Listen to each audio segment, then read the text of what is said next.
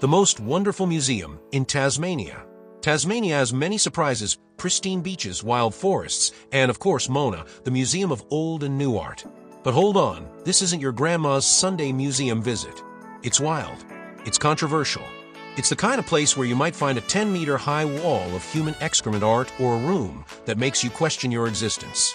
But before you dive into this bizarre wonderland, you need to know how to get there, how much damage it'll do to your wallet, what's inside, and most importantly, if it's worth it. Where is this located?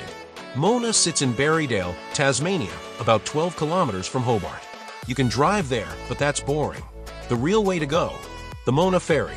Yes, they have their own boat, and it's not your regular ferry. They're sheep seating, as in actual seats shaped like sheep. How to book a ticket booking is easy. Go to Mona's official website and select your date. You can choose between a general entry ticket or fancy options like Posh Pit on the ferry, which includes drinks and snacks while you judge regular ferrygoers from behind your champagne glass. Pro tip, if you're a Tasmanian resident, you get in for free. But if you're not, well, Mona isn't cheap, and they know it. How much does it cost? General entry. Be ready to cough up a decent amount for adult tickets. Kids under a certain age are free. Ferry ride. Costs extra, but totally worth it. The Posh Pit ticket includes unlimited drinks, which is great if you want to appreciate modern art while slightly tipsy. Special exhibitions. Some exhibits have additional charges, especially if they involve lasers, disturbing sounds, or anything that might haunt your dreams later. Entering Mona. Welcome to the rabbit hole when you arrive. Be prepared. Mona is underground. Yes, the entrance looks normal, but then you step inside and descend into a mysterious, dimly lit world where walls seem to curve, and the air smells like expensive confusion. Forget traditional maps. Mona gives you an iPod-like device called the O that tells you about the art pieces near you.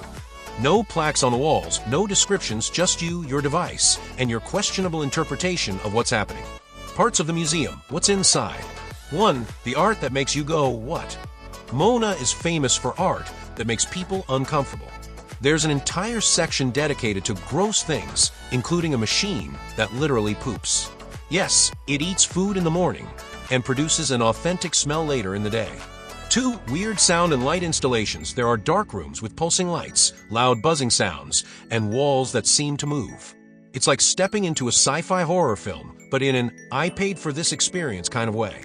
3. The wine and beer areas. Feeling overwhelmed by all the existential questioning?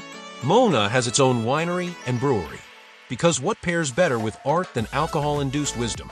4. Outdoor sculptures and hidden rooms. Wander outside, and you'll find strange metal structures, optical illusions, and sometimes performers doing things you're not sure are part of the exhibit or just weird Tasmanian behavior. What can you do in Mona? Judge art with your friends. Stand in front of something confusing and act like you understand it. Take bizarre photos. You'll find walls, mirrors, and objects that make for Instagram gold. Drink wine and forget why you came. The Mona experience is best enjoyed slightly buzzed. Try to escape a room full of weird noises. There's an exhibit that plays creepy sounds. No context, no explanation, just you wondering if this is art or social experiment. Food and drink, because art is exhausting. Cafeteria. Mona has multiple dining areas. Prices? Not cheap. But hey, you're already in deep. Why not buy a $15 coffee that makes you question your financial choices?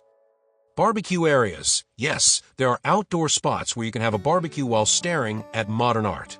Nothing says culture like eating a sausage next to an abstract sculpture of despair. Sea view dining. Want to feel fancy? There's a restaurant with water views, perfect for pretending you understand art while sipping overpriced wine. Is it worth it? That depends.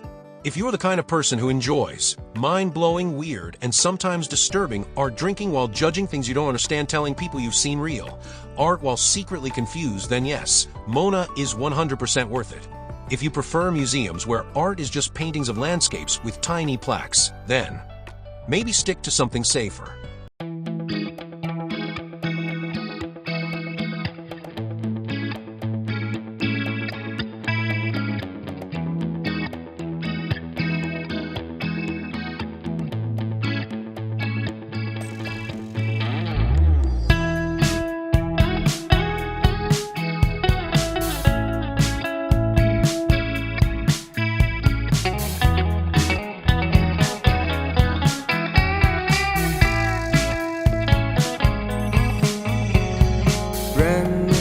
Reminiscing the good old days, remembering to forget all the bad ones. I remember when college seemed so important, but is it worth it? Been wondering what truly matters to me. I know for sure it's not a fancy degree. I'd like to do what I love, but what if I'm not good enough? Split personality, sometimes sour, sometimes sweet.